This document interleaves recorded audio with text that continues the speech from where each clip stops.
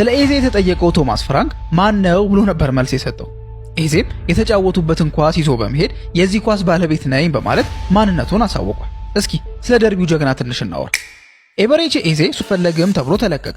ኪዩፒአር እስኪገባ ድረስም በፉላም በሬዲንግ እና ሚልዋል ሪጀክት ተደረገ።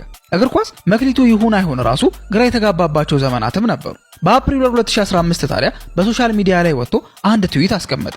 ትዊቱም እምልላቸዋለሁ አሳካዋለሁ፣ ሳሳካው ታዲያ ይሄን ትዊት ያሳዩታል የሚል ነበር። ያለውም አልቀረም።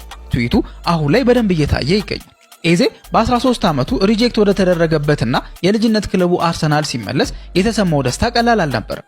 በዚህ ደስታው ላይ ደግሞ በመጀመሪያ የደርቢ ጨዋታው ሃትሪክ መስራት ማለት ህልም ውስጥ እንደመኖር ነው የሚቆጠሩ። የቢቢሲው አምደኛና የቀድሞ የሊቨርፑል ተጫዋች የነበረው ዳኒ መርፊ ደርቢ ላይ ማስቆጠር ምን ማለት እንደሆነ በዚህ መልኩ ጽፏል።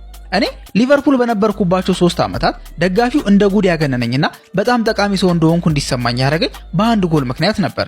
ያም ጎል የሊቨርፑል የምንጊዜም ተቀናቃኝ የሆነው ማንቸስተር ዩናይትድ ላይ ያስቆጠርኩት ጎል ነበር። ከዛ ጎል በኋላ ከተማ ውስጥ በኩራት ነበር መንቀሳቀሰው።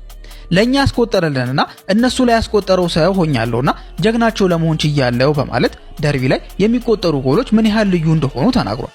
ስለዚህ ኤዜ በዚህ ሰዓት የአርሰናል ጀግና የሚያስብሉትን 3 የደርቢ ጎሎች ስለለገሰ የአርሰናል ኩራት ሆኗል።